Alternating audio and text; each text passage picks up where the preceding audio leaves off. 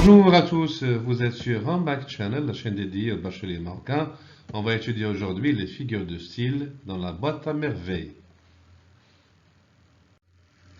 Un pigeon disait des mots si jolis.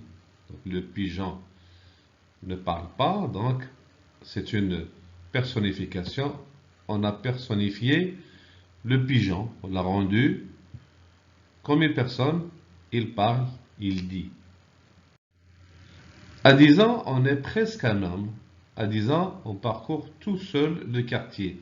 Donc vous avez remarqué qu'il y a une répétition de ce terme à 10 ans au début de chaque phrase. Donc il s'agit là d'une anaphore. Donc l'anaphore, quand vous avez un terme qui se répète au début de la phrase, comme dans ce cas-là. Ma mémoire était une cire fraîche, donc il a comparé sa mémoire à une cire fraîche, mais il n'a pas utilisé d'outil de comparaison, donc il s'agit d'une métaphore. S'il dit ma mémoire était comme une cire fraîche, donc là on va dire qu'il s'agit d'une comparaison. Donc la différence entre la comparaison et la métaphore, c'est que la métaphore n'utilise pas les outils de comparaison.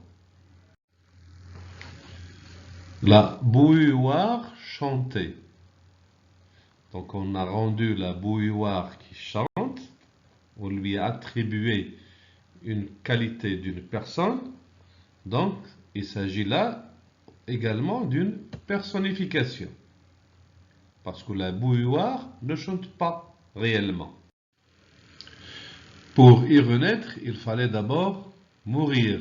Donc vous avez remarqué qu'il y a là deux mots de sens opposés, renaître et mourir. Donc dans ce cas-là, il s'agit d'une antithèse. L'antithèse, c'est quand vous mettez côte à côte avec une séparation. Là, la phrase il fallait d'abord sépare les deux mots. Donc là, il s'agit d'une antithèse. Sinon, s'il n'y a pas de séparation et les deux mots opposés sont côte à côte, on l'appelle oxymore. Une lampe à pétrole identique à celle de notre voisine. Donc là, vous avez remarqué l'outil de comparaison identique à. Donc il s'agit là d'une comparaison. On peut dire également une lampe à pétrole comme celle de notre voisine ou une lampe à pétrole similaire à celle de notre voisine. Donc on a dit que s'il y a l'outil de comparaison, c'est une comparaison. Si la phrase manque d'outils, eh bien c'est une métaphore. J'attendais un moment avant de voir surgir de la foule les deux haïks. Donc là, l'auteur veut dire par haïk les deux femmes, n'est-ce pas? Donc là, il s'agit d'une synecdoque. La synecdoque, c'est quand on utilise une partie pour signifier le tout. Comme si vous dites toi pour signifier maison. Je vous donne un exemple. Il fait très froid. Il fait tellement froid que personne ne peut mettre le nez dehors. Le nez, c'est une partie du corps. Donc il s'agit là du corps et pas du nez. Donc personne ne peut sortir tellement il fait froid, n'est-ce pas? Elles nous conseillèrent de monter sur le belvédère de la terrasse, charmer les oreilles des voisins.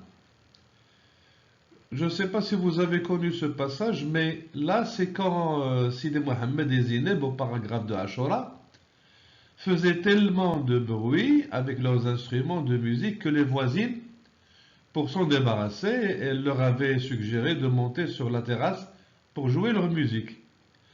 Donc là, charmer, c'est le contraire de ce qu'il voulait dire. Parce que normalement, charmer, c'est quand on parle de la bonne musique. Et là, c'est plutôt percer les oreilles des voisins, plutôt que charmer les oreilles. Ça, c'est un style ironique. Le style ironique, c'est quand vous dites le contraire de ce que vous voulez signifier. Donc, il s'agit là d'une antiphrase.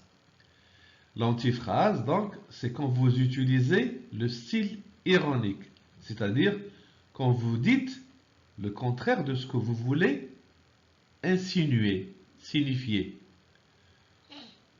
Vous avez remarqué le mot belvédère. Donc, belvédère, c'est comme un balcon. Il y a un quartier belvédère à Casablanca. Je ne sais pas pourquoi on l'a nommé ainsi. Peut-être parce qu'il surplombe la ville. Vous avez remarqué les accents sur les E de belvédère? Pourquoi le premier E ne porte pas d'accent et le deuxième un accent aigu et le troisième un accent grave? Il y a une règle pour ça. Si vous voulez en savoir plus, regardez la vidéo sur les accents, toujours sur la même chaîne. C'est très intéressant, ça va vous permettre de ne plus confondre entre l'accent aigu et l'accent grave. Des nuits blanches qu'elle avait passées à gémir comme Job sur son grabat. Vous avez remarqué là, des nuits blanches. Les nuits normalement sont noires, alors que là, ces nuits-là sont blanches. Donc il s'agit là d'une oxymore. L'oxymore, c'est comme l'antithèse. Mais l'antithèse, les deux mots opposés de sens sont séparés par une expression quelconque. Par contre, pour l'oxymore, les deux mots opposés sont collés l'un à l'autre. Ça, c'est la différence entre oxymore et l'antithèse. Alors, des nuits blanches qu'elle avait passées à gémir comme Job sur son grabat, c'est des nuits blanches qu'elle avait passées à souffrir comme Job, comme Ayyub alayhi salam sur son grabat, sur son lit. Voilà. Sans toi, le soleil deviendra froid. Donc vous avez remarqué là que il y a une opposition de sens. Le soleil est froid.